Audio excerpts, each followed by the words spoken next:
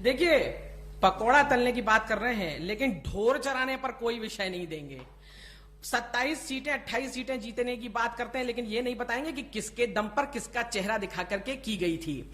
जवाब देने की बात करते हैं, लेकिन ये नहीं बताते हैं कि जब 3 महीने हुए थे कमलनाथ जी की सरकार को बना करके और 10 दिन के शफूके की जब धज्जियां निकल गई थी, तो यही मिठून जी 3 महीने तक अपने घर में मुंह छुपा करके बैठे थे। समस्त कांग्रेस प्रवक्ता और पैनल पर आते नहीं थे और इनकी जगह तथाकथित राष्ट्रीय राजनीतिक विश्लेषकों ने ले रखी थी। साहब, क्या बात करते हो मिठून जी, 3 महीने मुंह छिपा करके घर में बैठे रहते। आप लोग सरकार में रहते हुए भारतीय जनता पार्टी का प्रवक्ता न कभी मुंह छुपाता है और न कभी जवाब देने से पीछे हटता है। भारतीय जनता पार्टी का चाहे पक्ष हो चाहे विपक्ष में हो, हमेशा जवाब देने के लिए तत्पर रहते हैं और जनता के हित में लगातार आवाज उठाते रहते हैं।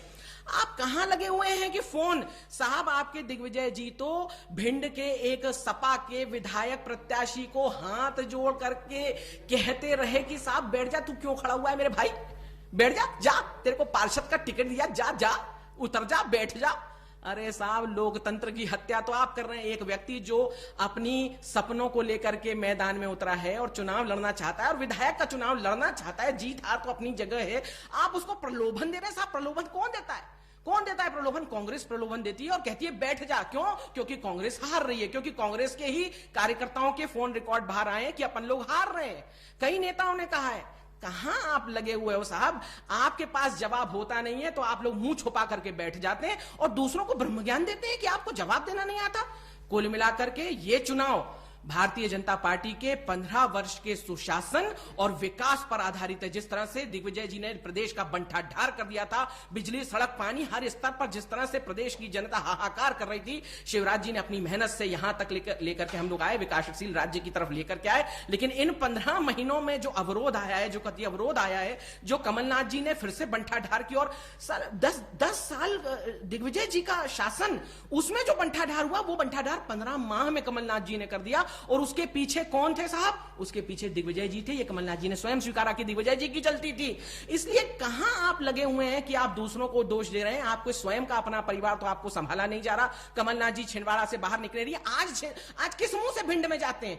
जब लोकसभा का चुनाव था तब तो साहब आप छिंदवाड़ा से निकले नहीं। नकुलनाथ को जिताने के लिए केवल लगे रहे और केवल लोकसभा में एक ही व्यक्ति जीता, नकुलनाथ जी, और कमलनाथ जी बाहर निकले नहीं। आज और जो विधायकों ने इनका साथ छोड़ा है, उनने क्यों छोड़ा है? क्योंकि ये उनको उनके क्षेत्र का विकास नहीं करने दे रहे थे।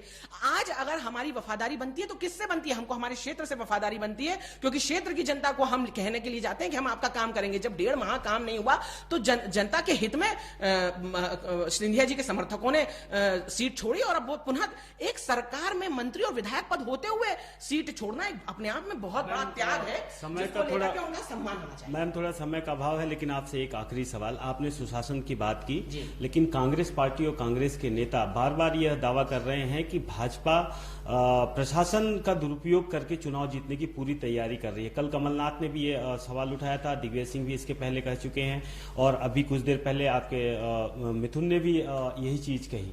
तो इस पर आपका क्या जवाब? देखिए, ये तो अब वो तो रोना तो है। 70 वर्ष ये लोग रहे शासन में साहब, जो मतलब 100 चूहे खा के बिल्ली हज को चली, जो स्वयं करते थे, जो स्वयं मतदान केंद्र लूट लेते थे, आग लगा देते थे, लोगों को किस तरह से परिस्थितियां थी आप देखिए। आज देश जो है वो सुशासन की तरफ बढ़ रहा है, ना केवल मोदी जी के केंद्र की सरकार के माध्यम से, प्रदेश की शिवराज जी की सरकार के माध्यम से भी। अगर इनके हित में चुनाव किसी भी चीज का रिजल्ट आ जाता है, चाहे वो सुप्रीम कोर्ट हो, चाहे वो चुनाव आयोग हो, चाहे वो ईडी हो, चाहे वो सीबीआई हो, इनके हित में आ जाता है तो इनके प्रवक्ता ज्ञान देते फिरते हैं। लेकिन अगर इनके पक्ष में नहीं आता है तो ये उस पर प्रश्न चिन्ह खड़ा कर देते हैं। तो राजस्थान की और छत्तीसगढ़ की सरकारें बनी, मध्य प्रदेश में भी जो कमलनाथ जी की सरकार बनी, तब तो इन्होंने नहीं कहा कि ईवीएम में कुछ गड़बड़ है।